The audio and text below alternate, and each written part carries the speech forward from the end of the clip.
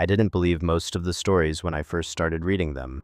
That's probably the part that matters most, looking back. There's a certain tone people use online when they want to sound convincing, a kind of overcommitment to detail that ends up doing the opposite, too polished, too structured, too aware of itself. Real things don't read like that. Real things feel uneven. They wander. They include details that don't seem important until much later, if ever. That's what pulled me in. The first one was short, buried halfway down a thread with barely any upvotes compared to the others. No dramatic title, no warning. Just a paragraph that read more like a note someone left for themselves than something written for an audience. It started with a guy describing his morning routine, not in a storytelling way, just listing it out. Coffee, shower, checking his phone, feeding his dog. The kind of thing you skim through without really reading. I almost did. But there was something off in the pacing. He mentioned checking his phone twice. Same wording, same sentence. I scrolled back up to confirm it. It wasn't copy-pasted. The timestamps were different. The second time was 10 minutes later in his routine, placed exactly where it shouldn't have been. He even acknowledged it in the next line. I know I already said that. I'm leaving it in because I don't remember doing it the first time. That was the hook. Not dramatic, not loud, just wrong enough to make you slow down. He went on to explain that his phone had a screen time tracker installed, one of those apps that logs usage down to the minute. According to it, he'd unlocked his phone at 7:12 a.m. and spent 3 minutes scrolling. The problem was, at 7:12, he had been in the shower. He was sure of it. He even described the song that had been playing, the temperature of the water, the way the bathroom mirror fogged unevenly on the left side. Normal details, grounding details. He checked the app again while writing the post. The log hadn't changed. Someone had suggested maybe he misremembered, that maybe he checked his phone before getting in the shower and just got the time wrong. He responded to that calmly, said he'd considered it. Then he added something that shifted the whole tone. I checked the bathroom floor. It was dry at 7:15. I always drip water when I step out. There's always a small puddle near the mat. It wasn't there. That's when people started paying attention. The comments turned from dismissive to curious. People asking for updates, suggesting ways to verify what happened. Set up a camera, change your password, turn the phone off and see if it still logs activity. He replied to a few of them, said he'd try the camera idea. He had an old security cam from when he lived in a different apartment. Motion activated, stored footage locally. The update came 6 hours later, same post, edited, not a new one. That detail stuck with me too. Most people would have made a separate update for visibility. He just added to the original, like he wasn't thinking about an audience at all. I set the camera up facing the bathroom door. It records the hallway and part of the bedroom. I left my phone on the kitchen counter. Screen recording on. I wanted to see both angles. He described starting his routine again. Coffee, dog, shower. Then he stopped writing, incomplete sentences. The footage shows me going into the bathroom at 7:09. At 7:12, the phone unlocks. No one is in the kitchen. At 7:13, the bedroom door moves. Not all the way, just enough that the latch clears. At 7:14, something passes the camera in the hallway. It's fast, too fast to make out clearly. But it's not me. I'm still in the shower. That was where most posts would escalate. Panic, speculation, something dramatic. He didn't do that. Instead, he focused on one detail. The bathroom door handle moved at 7:15. It didn't open, just turned slightly, like someone testing it. I don't lock the door when I'm alone. I did today without thinking about it. I remember sitting there, reading that line again and again. Not because it was shocking, but because it implied something quieter and worse. That whatever it was, had tried the handle. That it had expected it to open. The final update was posted at 11:02 p.m. Short, only 3 lines. I checked the footage again. At 7:16, after I turned the water off, there's a reflection in the bathroom mirror. There's someone standing behind me. I live alone. No follow-up, no replies after that. The account hasn't been active since. I told myself it was fiction. That it had to be. People write things like that all the time, especially in places where the entire point is to blur the line between real and not. But even then, something about it stayed with me. Not the idea of someone being in his apartment, but the way it unfolded, the pacing, the restraint. It didn't feel like a performance. That was the first one. The second story was longer, structured differently. It started with a disclaimer, which usually makes me tune out immediately, something about how the writer didn't expect anyone to believe them, how they debated posting it at all. Standard framing, but then it shifted into something more specific. They worked night shifts at a storage facility. Rural area, long stretches of empty road in every direction. The kind of place where nothing really happens, which was exactly why they took the job. Quiet, predictable, easy. For the first few weeks, it was exactly that. They described the layout in detail. Rows of units, gravel paths, a small office near the front gate, cameras covering most angles, but not all. There were blind spots between certain units where the coverage overlapped imperfectly. Not a flaw, just a limitation of the system. Again, grounding details, practical, boring in a way that made it believable. The first incident wasn't even framed as an incident. They were doing a routine check around 2 a.m., walking the perimeter with a flashlight more out of habit than necessity. The motion lights had already activated ahead of them, illuminating each section in sequence. That's when they noticed one unit door slightly open, not wide, just enough to break the line. They assumed it hadn't been latched properly. It happens. People rush, don't slide the lock all the way through. They approached, called out just in case someone was inside.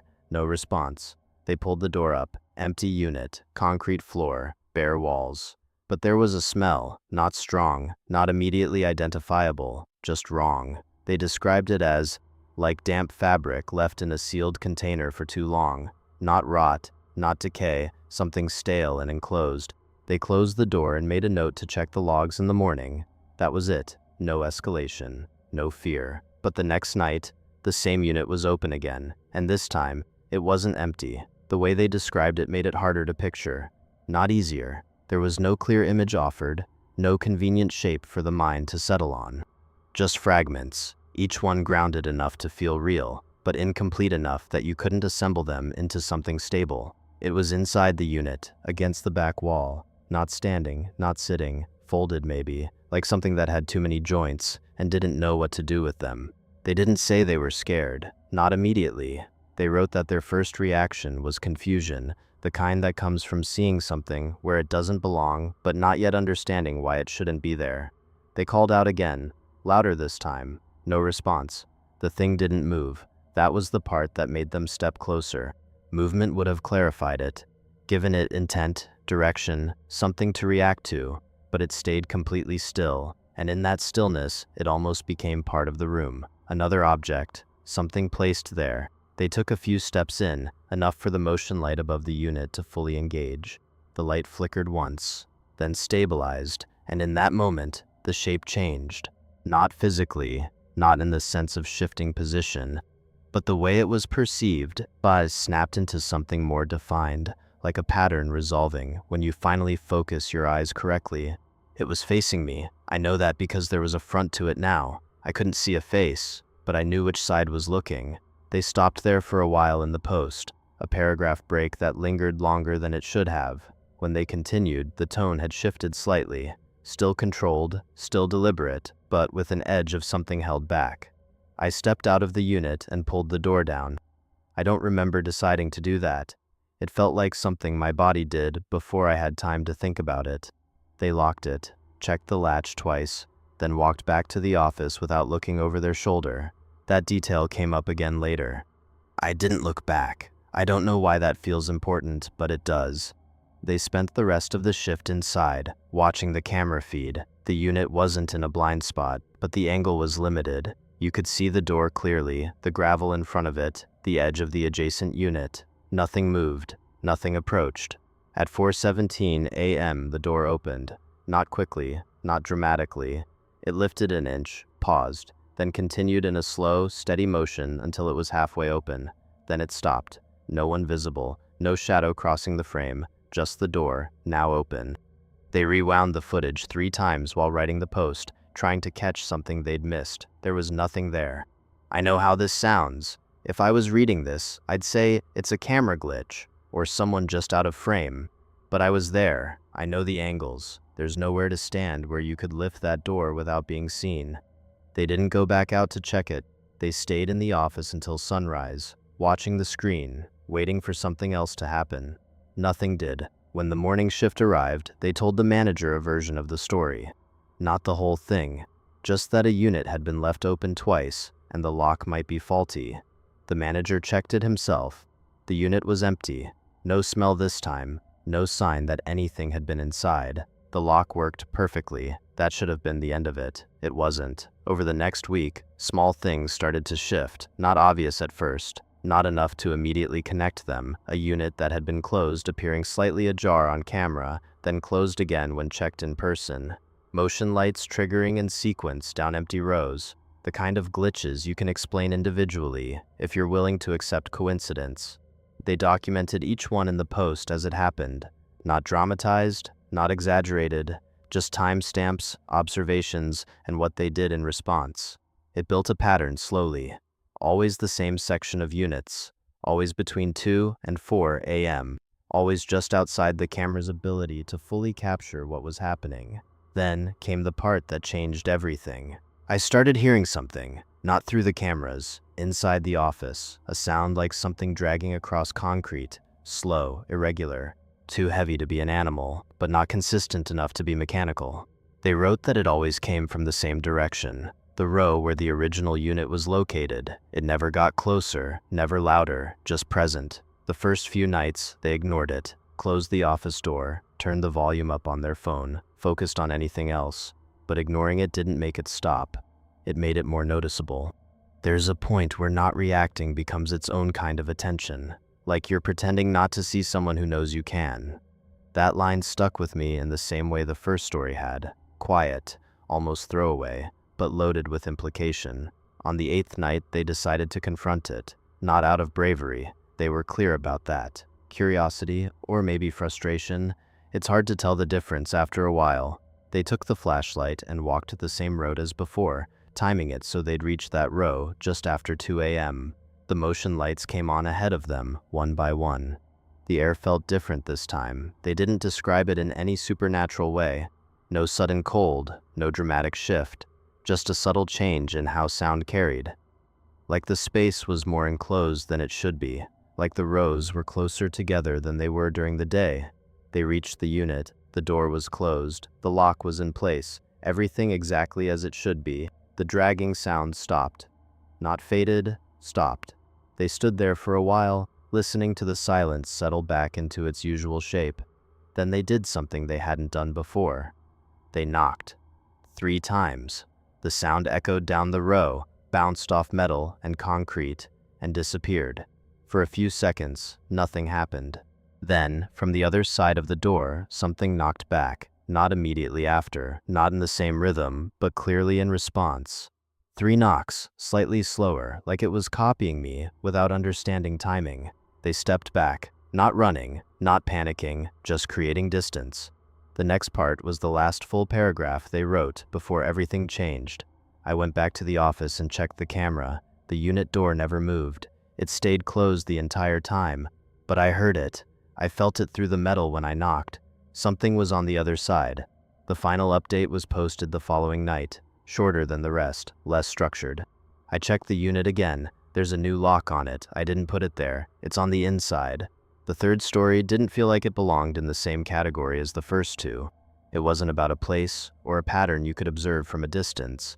It was about something much closer, something that removed the small layer of separation those stories still allowed.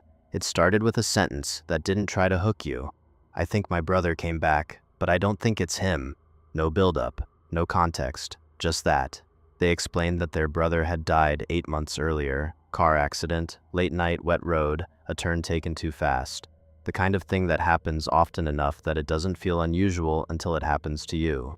The post didn't linger on that part. No extended grief, no detailed recounting of the funeral.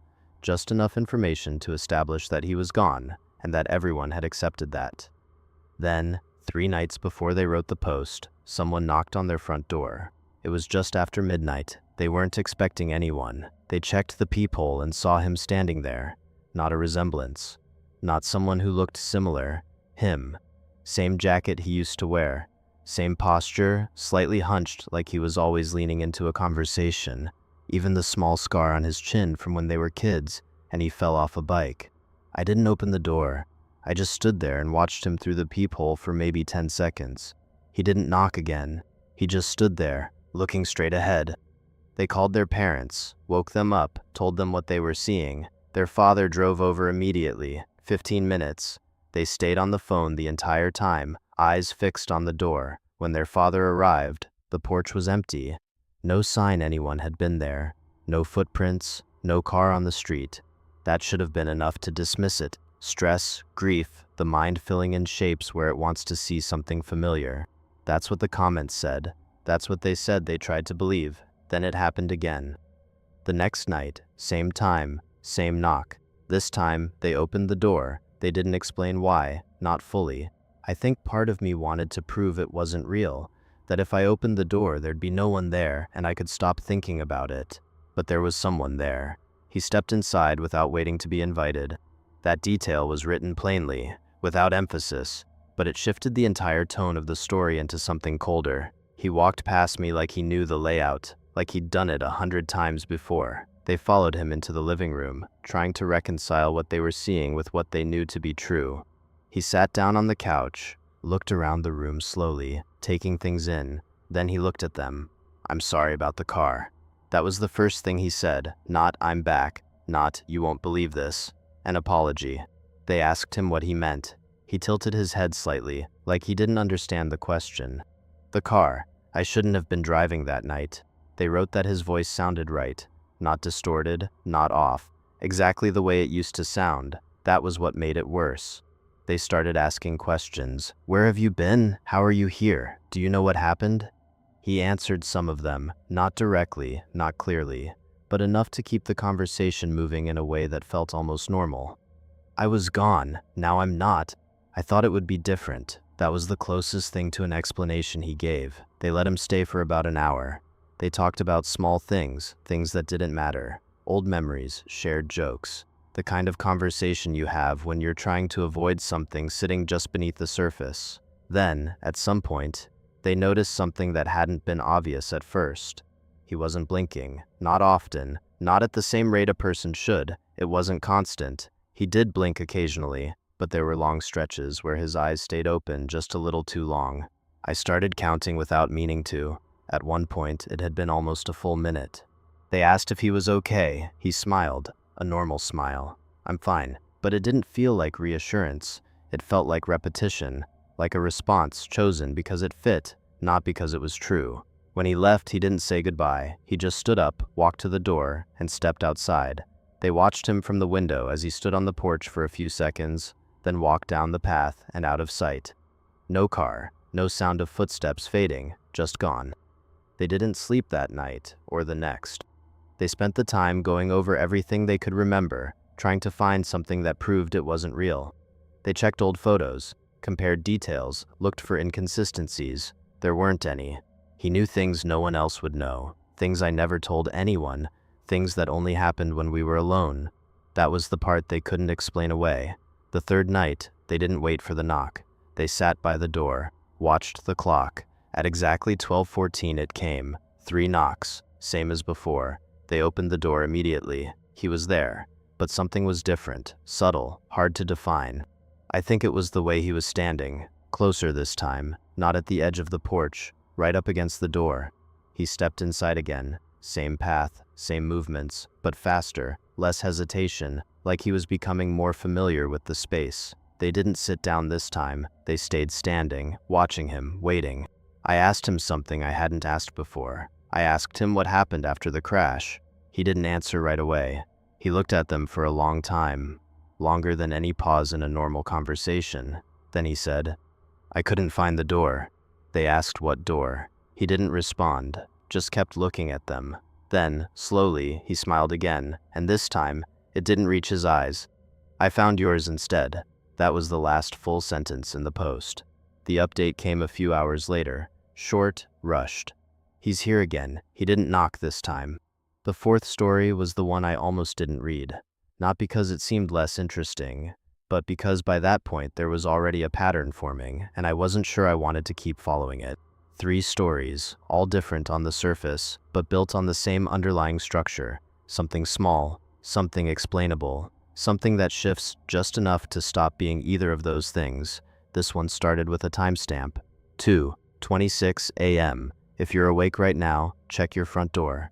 That was it for the first line. No context, no explanation, just an instruction. It had been posted less than a minute before I saw it. That detail mattered more than it should have. I remember checking the time on my screen immediately after reading it. 2:27, close enough that the suggestion felt less like a coincidence and more like something directed, even though that didn't make sense. There was no way it could be. I didn't get up. Not right away. Instead, I kept reading. The post continued underneath the timestamp, shifting into a more typical format, but keeping that same controlled tone the others had. I've been seeing the same thing every night for the past 6 days, always at 2:26, always at the front door. They explained that it started as a sound, not a knock, not at first, just a faint pressure against the door, like something leaning on it from the outside, enough to make the frame creak slightly, the kind of noise old wood makes when it's under a slow, steady weight. The first night, they ignored it. The second night, they checked. No one there.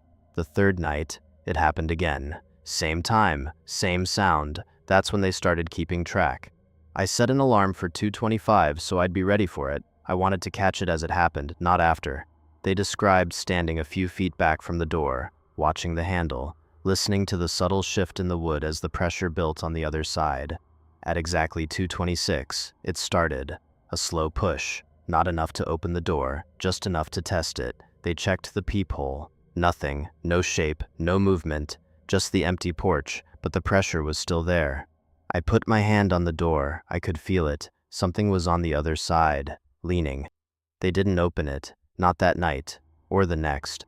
They kept observing, documenting, looking for a pattern they could understand. On the fifth night, something changed. The pressure stopped after about 10 seconds. Then there was a knock, 3 times, soft, evenly spaced. That detail again, 3 knocks, not aggressive, not urgent, measured. They didn't respond, they didn't move. They just listened. After the third knock, there was a pause. Then, from the other side of the door, something spoke. Not loudly, not clearly, but enough to make out a single word. Hello. They wrote that it sounded almost right, close enough to human that you could mistake it if you weren't paying attention, but there was something off in the timing, the way the word was formed, like it had been learned, not spoken naturally. I didn't answer. I don't think it expected me to. It just needed to try. That line sat there for a while before the rest of the post continued. On the 6th night, they made a decision, not a sudden one, something that had been building with each repetition. I unlocked the door. I didn't open it, just unlocked it. They wanted to see what would happen, whether the behavior would change if the barrier was no longer fully in place. At 2:26, the pressure came again, stronger this time, more confident. The handle didn't turn, but the door shifted slightly in the frame, the latch no longer holding it as firmly as before. They stepped back, gave it space, watched. The door opened an inch, then stopped. No hand visible in the gap, no shadow cast across the floor, just the dark line of the outside pressing inward. I could feel the air change, like something was about to cross a threshold. They closed it, locked it again, stood there for a long time after, waiting for something else to happen. Nothing did. Until the next night. The final part of the post was shorter, more direct. I think I made a mistake. It didn't knock tonight. It knew the door wasn't fully closed before I locked it. I heard it try the handle. Then I heard something else, from inside the house. That was where the story ended. No update, no follow-up, just that last line sitting there, unanswered. I remember staring at the screen for a while after finishing it, aware of the silence in my own apartment in a way I hadn't been before. The stories worked because they didn't need to prove anything. They didn't need to show you everything. They just needed to leave enough space for your mind to do the rest. I told myself, again, that they weren't real, that they couldn't be, that there were explanations for all of them if you looked hard enough or if you chose the right angle. But even then, I found myself checking the time more often than usual, watching it move closer to numbers I hadn't cared about before. 2:20, 2:23, 2:25. I remember thinking about the last story specifically, about the instruction at the beginning, about how simple it was and how easy it would be to follow. Just get up, walk to the door, look. That's all it asked. Nothing complicated, nothing extreme, just enough to turn something abstract into something immediate. I didn't move. I stayed where I was, watched the clock tick over, 2:26, and in the quiet that followed, with no sound from the hallway, no shift in the air, no indication that anything was out of place, I started to relax. Just a little, enough to feel the tension ease, enough to almost convince myself that it had all stayed on the screen, contained where it belonged. Then, from somewhere deeper in the apartment behind me, where there shouldn't have been anything at all, I heard it. 3 knocks.